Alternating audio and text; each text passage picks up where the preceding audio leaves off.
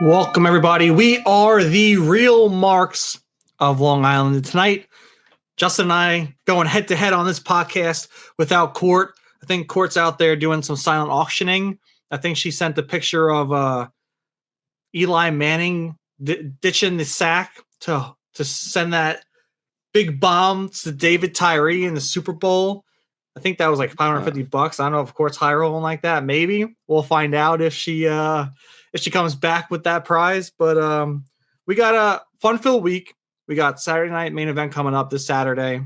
We'll find out who is the two women going head-to-head for the first ever Women's United States Championship.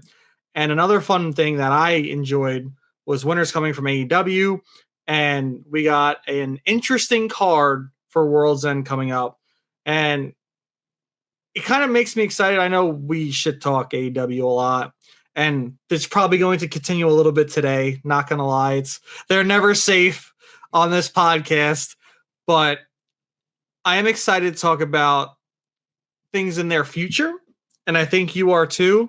And I think we should go right to our Long Island boy if you want to go right in for that. Yeah, Matt Cardona, man. Matt Cardona showing face. He's I guess he's still obviously an independent wrestler. I don't believe he's under long-term contract with Tony Khan and AEW and ROH, but you know, they have ROH has a pay-per-view coming up at the Hammerstein Ballroom, and Always Ready Matt Cardona is coming out. He's going to challenge Chris Jericho for the ROH World Heavyweight Championship. I believe he has a match coming up against one of who's the Bad Apple? Jericho's boy, the Bad Apple. Yeah, I'm forgetting his name. I can't think of his name right now. My apologies, but I believe he has a match on AEW against him. So we're seeing some Cardona in AEW ROH. Does that mean that he has a contract with them? I don't know. Is he signed? I don't know. If he wins the ROH World Heavyweight Championship, then I think we got something going. But I'm enjoying. Anytime Matt Cardona is on TV, I'm enjoying it and I'm seated for it. Yeah, I think this is a really good step for him. I think he's on the tour of cementing his name. We've seen it in independence within GCW, and I think AEW is that next step for him. And it would be awesome to see him go over Chris Jericho for the Ring of Honor Championship, because that would really, give him a boost. And I think people would really get behind that. But for a guy, I think, who was on the same trajectory as Cody Rhodes and wants to go back to WWE and put himself in the main event, I think this is a huge step for him. I think he should go the AEW route because more eyes will be on him and what he's done and his product. And it'll only elevate his brand that much more. So I would love to see him be full-time AEW TV, even if he's the Ring of Honor champion as well. Make him show up on Dynamite a ton and go on the AEW pay-per-views. And then maybe, weasel his way back into WWE just like Cody did and hit that main event spot. See, so my dream has already been shot to shit just because Cardona reappeared in AEW. See, my dream, I'm sitting down, I'm seated, I'm ready to watch Chelsea Green win the United States Women's Championship, first ever. And I was thinking, at the Nassau Coliseum, who's her husband? Always Ready Matt Cardona. Like, imagine Matt Cardona reappears on WWE TV at the Nassau Coliseum to help his wife win the championship. I mean, what bigger pop would you have gotten? I don't think we're going to see that now. Hopefully, Chelsea could win it by herself, but how awesome would it have been to see Cardona help his wife, obtain that gold and become the inaugural champion? That's like some fantasy booking right there. Right, dude? How cool would that have been? I didn't even think of that, but that would have been cool as hell. It sucks about the timing. I mean, it's great for Matt Cardona, especially to be going against Chris Jericho for the Ring of Honor Championship. But that would have been epic. Like, that would have been a cool moment. He should have held off for a second, signed like a one-day contract to go to Saturday Night Main Event. Maybe he has. I doubt Tony would let that happen, especially with all the Ray Phoenix stuff that's going on. But I would have loved that. I think it would have gone over well, especially making them just like the two the two budding heels, and even keep him on WWE TV at that point. Why not? Sign him. The double United States champs right there. I mean, it wouldn't make any sense for Cardona to go against Shinsuke if he was a heel, but I'd book that. The double US champs, Cardona. Dude, it was a pipe dream, and it really, like, once I saw him come out against Jericho, I was like, damn it, he's not showing up at the Coliseum on Saturday. It's over. My dream's over. Yeah, it's cool. I hope the best for that man. Absolutely. I was always so bummed back in the day when he sold Z Trulon story to Vince, and then Vince just killed it. Like it was on fire. I watched that shit every week, and then the moment he gave it to Vince, you could tell like he was bummed. He was bummed. Like he wasn't the same himself. He couldn't do the same things he wanted to. I think the first week Vince did mocked himself a little bit to show people, oh, I'm not gonna destroy this, and then he just gutted the hell out of that. So I'm excited for him. He deserves it, and I guess we'll find out if he is the next Ring of Honor world champion. So with that though, I know that there was an article that came out. I don't know who published it, so I'm not going to give credit to anyone or put anyone's name out there, but there was an article for the reasoning behind putting that title on Jericho. And I believe that Tony Khan was shopping ROH to, a live television show. And I think having Jericho's name as the champion, he was trying to sell it that way. So I don't know if they keep the title on Jericho for a little bit longer until they gain TV rights somewhere or obtain TV rights. I don't know if Cardona wins, which I hope he does. I don't know if he will, because that means he will have to have signed some sort of contract, and his independent days, especially with GCW, like you have the Ricky Starks thing with AEW and GCW. There's a lot going on there that we can unpack and, unfold and whatever. I don't know. There's a lot going on there, I think. Yeah, it looks like Tony's bolting shut the forbidden door over there in some places. But I think that's for a whole nother podcast. But I do want to get into next, which to me was really cool, was Toni Storm coming back out after Mariah May retained the AEW Women's Championship and totally drops the timeless gimmick, which to me, I don't know about you, I'm a fan. She rocked that gimmick. Like no questions asked. She did so well, and everyone was behind it. But I feel like you can only do so much with gimmicks like that. So I'm kind of glad she shed that and now going back to her full self again. Yeah, every character has, unless you can reinvent yourself again, every character has an end. And as well as Toni Storm played off timeless Toni Storm, even to the production crew with the camera pans, with the gray, with the black and white, to the color, to the black and white, to the color, it was phenomenal. But it was time for that character to go. I think Toni Storm said she retired from professional wrestling to some, wrestling paper. And then out comes the old badass Toni Storm that we all knew. Thunder Rosa gave us a meme. She held up the "Oh my God" sign. She was in shock. No, I thought it was the WTF sign. Oh, WTF. It was WTF, not OMG. You're right. And you could see the reaction on Toni Storm's face. I don't know if she was expecting the pop that she got. Yeah, she got emotional. Yeah, she got real emotional. It was awesome. And now who else can take off that title off of Mariah May other than this version of Toni Storm, the original Toni Storm? Yeah, and that's what gets me like kind of got the goosebumps a little bit, like excited for that rival to kind of get rekindled, because now it's like the games are gone. She's serious. She's ready to kick ass as herself.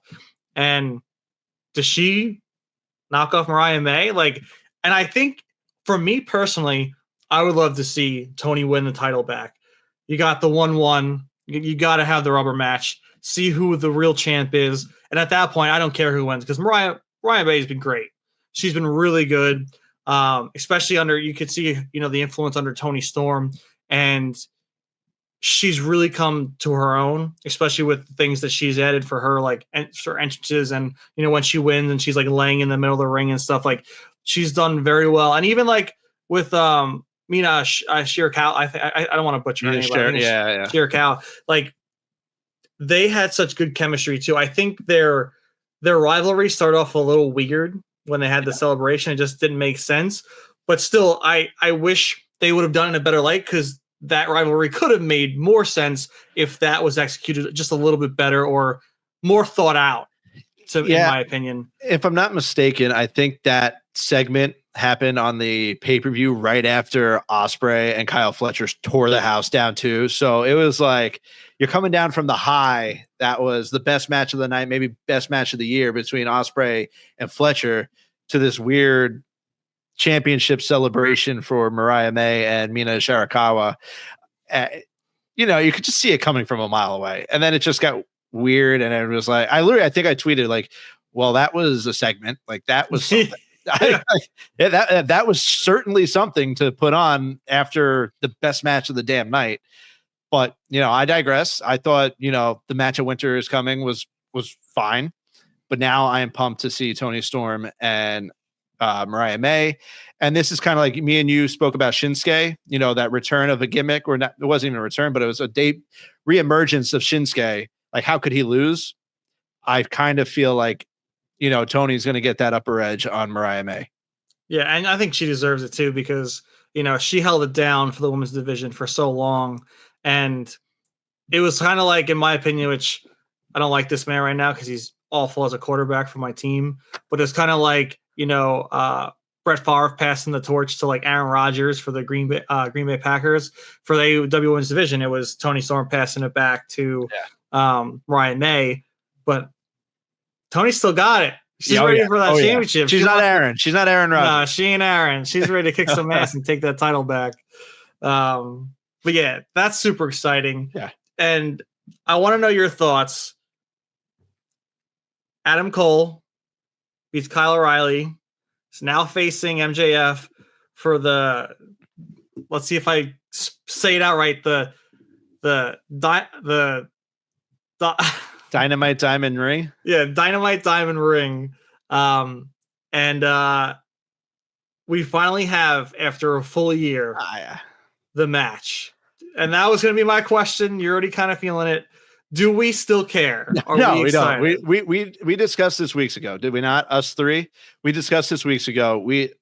At least I don't. I was actually more invested in Kyle O'Reilly and Adam Cole because of their NXT, they really didn't get that interaction in AEW right away. So I was actually more intrigued in last night's match than I am for this Adam Cole MJF match. Like, we saw it at All Out, what was it, All Out or All In? Yeah. In Wembley. We saw it. That match was fantastic. Why are we doing it again? Yeah. Like, I get that Adam Cole hadn't turned on him yet, and they were still buddies afterwards, but like, I'm so over this rivalry. I don't want anything to do with it. I can't lie. After watching it last night, I'm not like, let's go, I'm pumped up. I am a little bit excited. I hope they just close the book after this match. Just close the book, move on, let them go their separate ways. But it's just a shame based off injuries and time off, because this could have really been an electric feud. And I also, as we've spoken many times in the past when we talk about this, they really dropped the ball with the Undisputed Kingdom. Like, that should have been what the Death Riders are doing right now, is what they should have been doing this entire year. Yeah, but like, I can't see like I agree. That's how they should have came in. And it kind of in the beginning looked like that's how it was going to be. But like, you can't have like, I can't take Adam Cole to the point of me taking Moxley. Like, we all know Moxley, Pac, that they are psychopaths. Like they pull, like, if I'm seeing Adam Cole, trying to put a bag over someone's head, I'm Poison Orange Cassidy. Yeah, poisoning people, trying to kill people left and right. Yeah, I'm not going to believe it because it's Adam Cole. Yeah, Moxley. Yeah, I mean, it's fucking John Moxley. Yeah. Like, he's a lunatic. But to the point of, should they have been in that role? I could see them being the faction that was like kind of just doing whatever they want. But it's just the injuries, like you said. The injuries took it, killed it, and there's nothing else I could really say about it. Yeah, that's true. And then finally, I want to kind of go into the AEW World Title match we're going to get at World's End. It's going to be Moxley. It's going to be Hangman, Jay White, Orange Cassidy. Is this the time where we let Moxley drop the title because he's got a 25% chance to lose it to a AEW like a AEW OG, you know, like and is it the time to let the Death Riders ride off into the sunset, or do they still have time on the clock? No, they gotta still have time on the clock. I'm still waiting for Shane O'Mac, bro. I'm still waiting for Shane O'Mac to appear. No, I don't know. It's they have it literally held hostage. They have the title held hostage. You don't see the title ever right now. It's in a safe box, whatever the hell you want it, a briefcase. I don't know. It's just I don't think it's Moxley's time to end. I still think that there's more to show with whatever the hell's going on. I don't know. I'm gonna stay Moxley, but yeah, I don't know. I feel like this is just a forcing that. Like this is forcing just to have people on the card. Yeah, like, I agree with you, and I think based off how Winter is Coming ended, that match ended. It seems like they're not on the same page, and I think it's just going to lead to Moxley retaining anyway, which I'm fine with. I still have a sour taste in my mouth about how they started this whole Death Riders run, but it has gotten better. It's grown on me a little bit, but I don't know. I need a little bit more from it. It's just like great. They're running rampant and they're doing this really edgy stuff where we're putting plastic bags over people and we're poisoning people and killing people and all this stuff. But it's just like I need a little bit more substance than that. I don't know. No, I'm completely with you. And I want to say this. I want to be on the record. If Moxley does drop the title, please give it to Jay White. Yes. I think Jay White, he's already gone through the comedy bullshit. You know, Jay White's Jay White. We've discussed this again multiple times on the podcast. Like this guy was the head honcho over in New Japan, leader of the Bullet Club, comes over here, starts Bullet Club Gold, Bang Bang Scissor Gang, all this crap. He's got a cutout cardboard of himself. Like, let's go. Like, drop that shit. He can go. Let him win if Moxley's dropping the title. Yeah, I agree. All right, we're gonna go into our segment of the night, and it's going to be This Day in Professional Wrestling, December 13th. We got a lot of good ones. I'm not gonna quiz you. No, go for it. All right, you want me to quiz you? If you think I can, like, don't ask me at 1989. How'd you know I was going to start with 1989? No, you weren't. You're already guessing correctly. Oh God. December 13th, 1989. Shit. Andre the Giant won the last title of his illustrious career with who? Hulk Hogan? Haku. Oh, geez. The Colossal Connection. They won in Alabama to win the WWF Tag Team Championships. Never. Okay. Next. Next one. Also, your favorite year, 1989. Oh, man. On the other side of the spectrum, WCW presented Starrcade 89 Future Shock, where who won the singles tournament over the likes of Lex Luger, Ric Flair, and the Great Muta. 1989 WCW. I'm going to go with Sting. Ding, ding. Okay. There we go. All right. See, you said you don't actually the 89 questions and you got one right. I mean, if you think like 1989, that's before, like that had to be Sting. Had to be Sting. Yeah, had to be Sting. Okay, and then we have, which I'm going to kind of hopefully give you a little layup here. Oh, boy. December 13th, 1998. WWE presented In Your House Rock Bottom.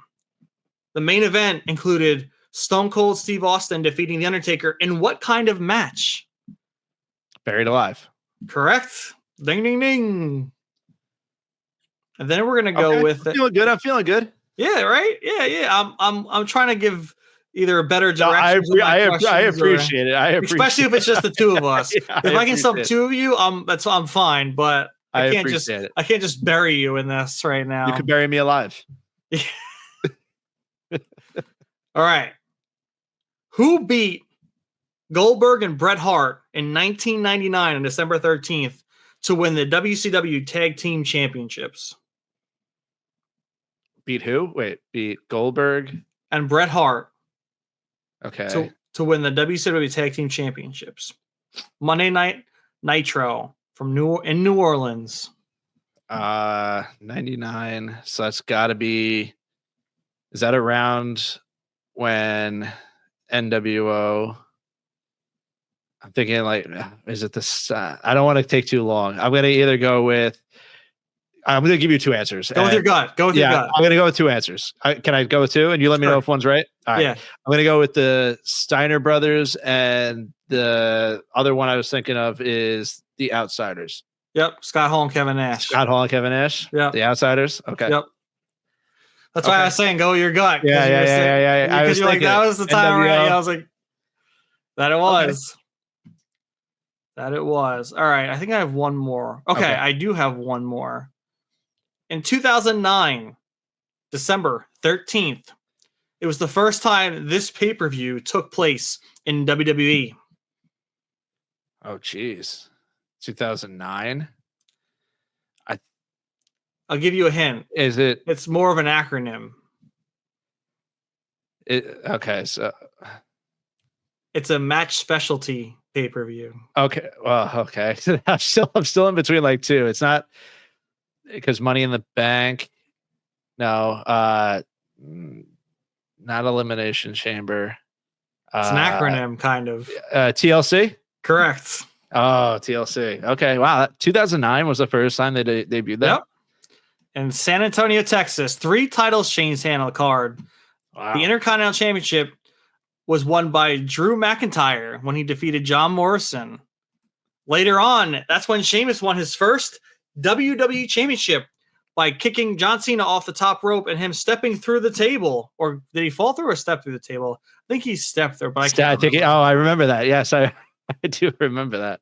And then the main event saw Triple H and Shawn Michaels, DX, win the unified WWE Tag Team Championships in a TLC match against Jericho. Jericho, what a classic team. Who hasn't Chris Jericho been a teammate of? I know, right? Seriously. He's teamed with literally everyone. I mean, for real, that guy has teamed up with everyone, legitimately. Yeah, he's had a lot of friends and a lot of enemies in his entire career. And they've all made the list. They have all made the list. Speaking of the list, let's get into Saturday night's main event. Oh, I can't. Where I'm assuming the main event is going to be Kevin Owens and Cody Rhodes, because I just want to get right into the main event. Sorry, I'm antsy. That's cool, brother. We have something coming back. We're all speculating it's the Winged Eagle Championship. Triple H telling Cody sternly, one night only. Yep. Right? And Cody wanted to bring that back in some form. What do we think is going to happen in this match? Is this a shoo-in for Cody Rhodes, or does Kevin Owens pull out the upset, in my opinion, and tear down the reign?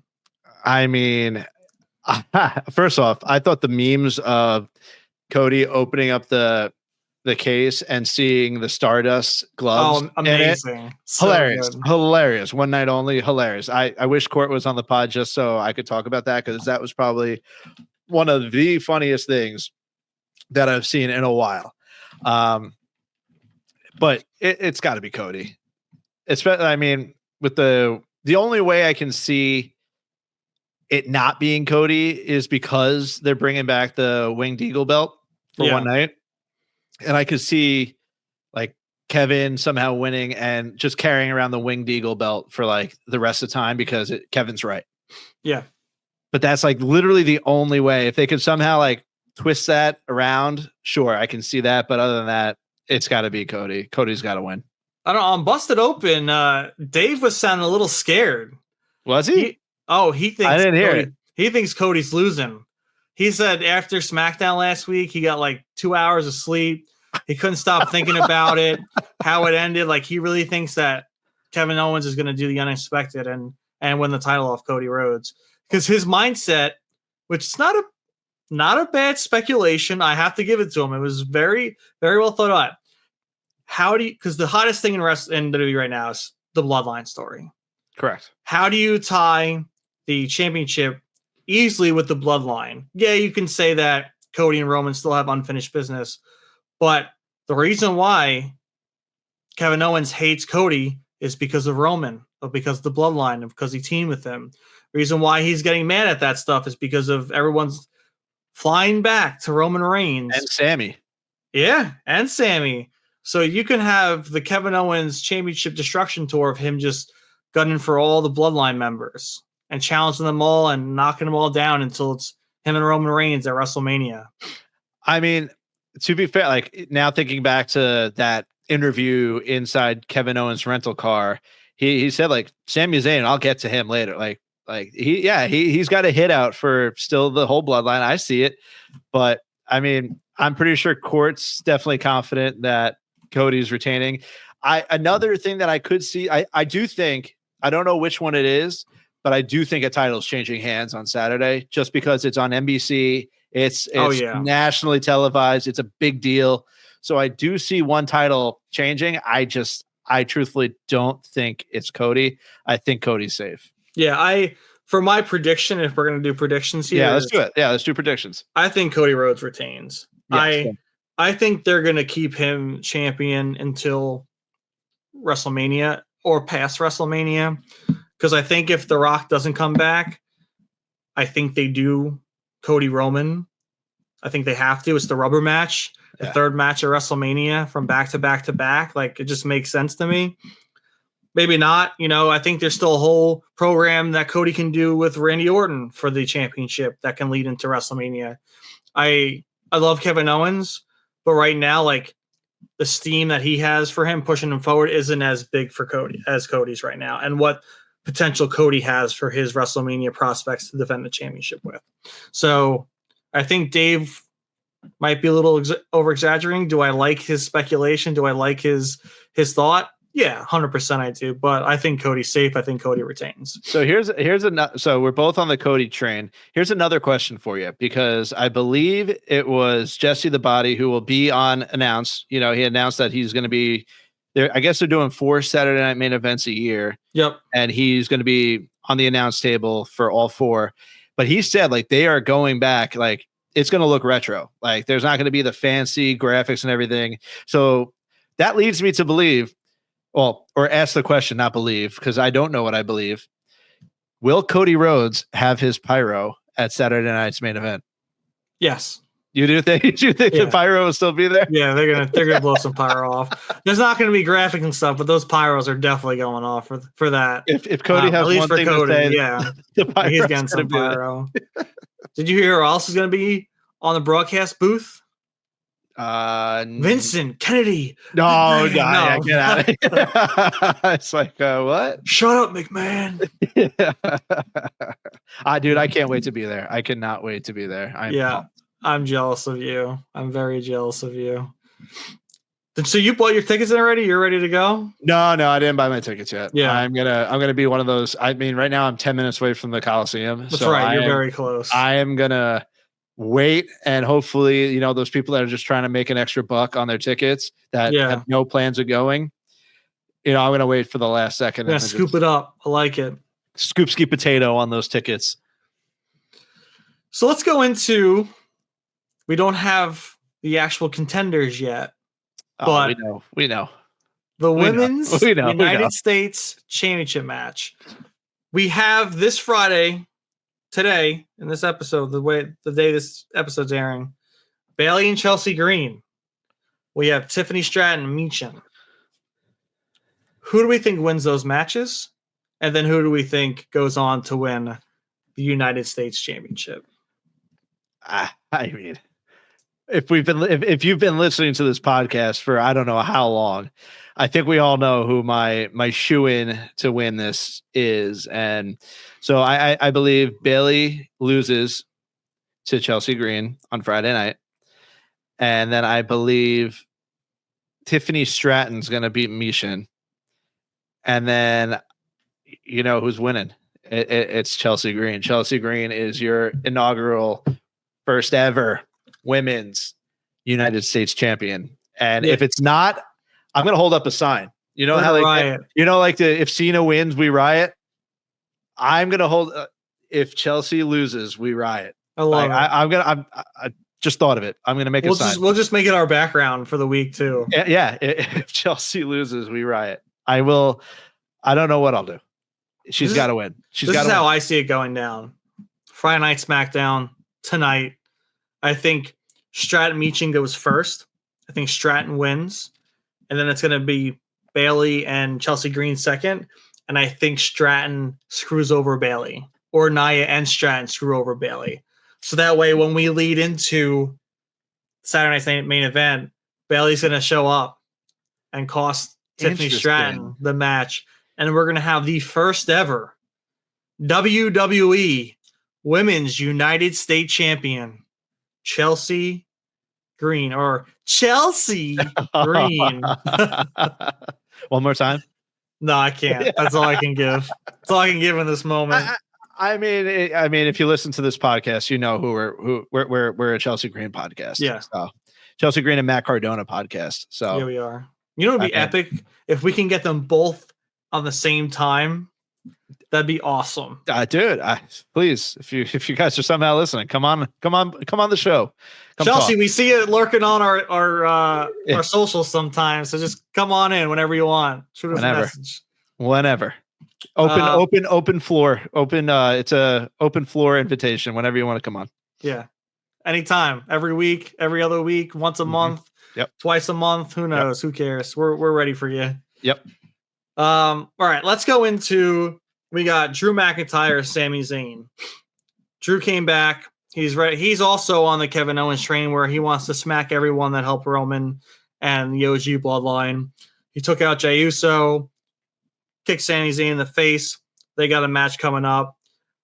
I feel bad for Sami because he's always like the kind of guy that has to take the fall. It sucks, but you can't have Drew lose this match. He lost the program to CM Punk. Comes back, raring for revenge. He's got to win. There's no way he loses this match. No, there's no way.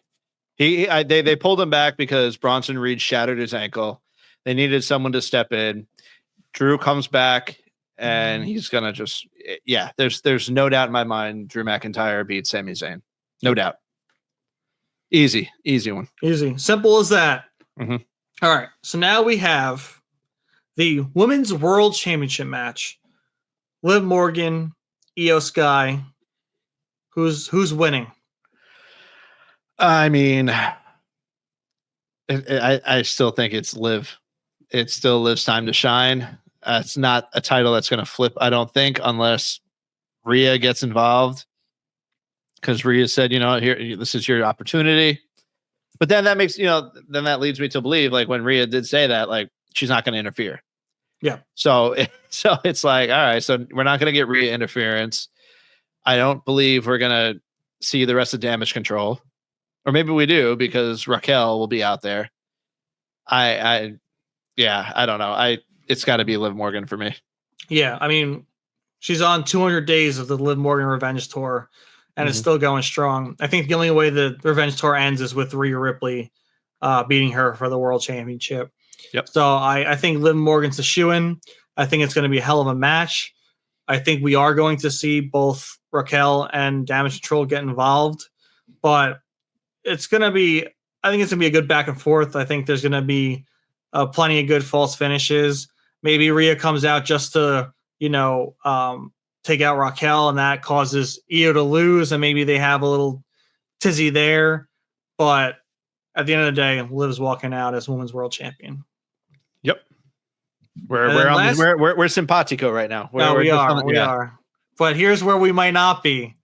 Last but not least, the World Heavyweight Championship match, which is now a triple threat match between Gunther, Finn Balor, and Damian Priest. Who do you got, Justin? I mean, so once again, I keep bringing it up. If you're an avid listener of the podcast, you know that I would love to see a Finn Balor singles push, and it's been stated, it's come out that for his 10-year anniversary in WWE, they are going to give him some sort of push for being a leader in the locker room and being just great all around. I would love to see it. I just don't think it happens at Saturday Night's Main Event. It would be awesome to see it because I do want to see it, but my gut tells me Gunther retains and Finn Balor gets screwed over by the Judgment Day. I see like Dom trying to help him, but fucking him over. And then that just continues the little butting heads that they have, and Gunther retains. See, this is where I think the dream happens. I have the opposite opinion. I think in this match, I think we're seeing a lot of tension within the Judgment Day to try to throw us off the scent of that. And I think what's going to happen is Judgment Day is going to help Finn Balor win the World Heavyweight Championship. And I think it works perfectly because not only is, are they interfering with Gunther, they already have their history with Damian Priest. I think Damian Priest and Gunther are going to start off just going to town on Finn because they both have bad blood with him at this point. And I think when it seems unlikely that Finn's in the match, he's going to swoop in and win that championship. And like you said, they already said if they want to reward Finn for being a huge mentor and huge figurehead in the locker room. And I think that's where this starts. I think you can go a long road for Finn up to WrestleMania without Gunther looking like he lost the title clean because Finn can pin Damian, and there you go. And that can lead you to, him and Damian having a program so that way when it comes to it, Gunther Finn at WrestleMania or something like along the lines of that, or if they want CM Punk to be in the main event of one of the WrestleManias this year, is he going to really beat Gunther or fight Gunther and really look like he wins that match? Or does it look more likely that he can beat a Finn Balor in the main event, or like a Seth Rollins weasels his way back in? That's how I'm looking at it. I don't think they want Gunther to be a guy who just loses clean. I think it's something that's going to be very rare. So I think this is the opportunity for him to drop the championship. I totally see your point. It makes sense. I think they just announced Gunther just signed a new contract as well. So like, why not? Like, this guy is going to be one of your aces for years to come. Like, I think how many matches has he lost since joining WWE? Singles matches? It's like, I think you could count it on like, I think it's just the one. I think it's just against Sammy. Well, if you, I guess NXT, like, NXT. I don't know his I NXT. think you could count it on one hand. It might be like four times or something like that. But I just think that there's more to the whole, like, there's a reason why Finn and Dom are butting heads, and why Finn's saying, if you listen to Finn, we all win, or whatever he's saying. I think it comes to a head, and I think they're building up more on that than having a way out for Gunther, because I feel like there's still more that Gunther could give John Cena.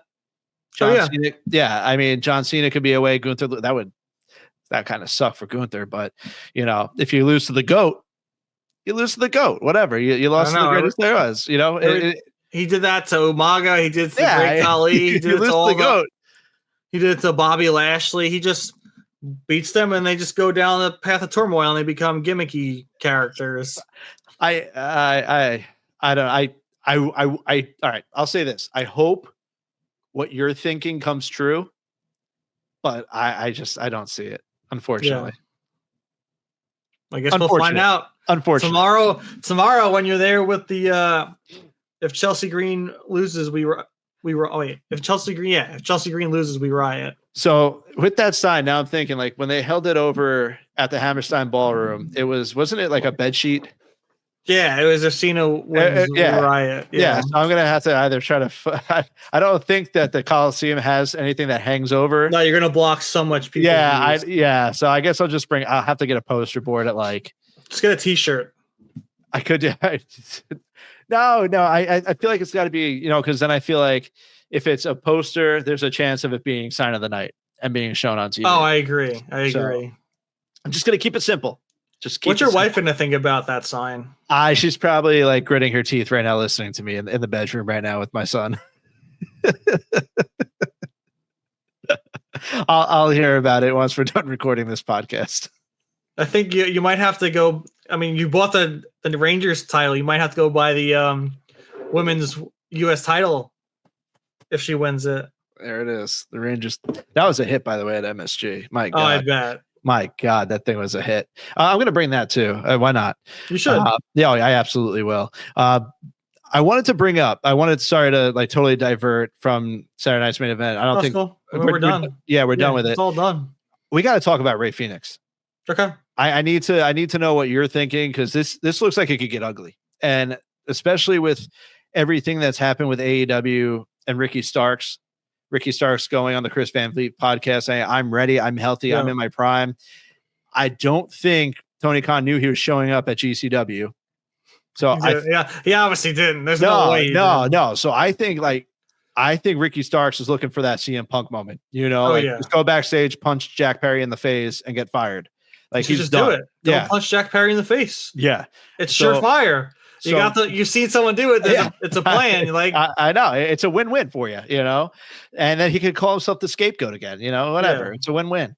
Punch Jack Perry, then go stomp by Tony so he can get all scared and shrivel up, and then walk out and get fired. But between what's going on with Ricky Starks and now this thing with Rey Fenix, like, this is not like AEW PR has to be like sirens flashing, like wee woo wee woo. I don't think they are. I don't think they care.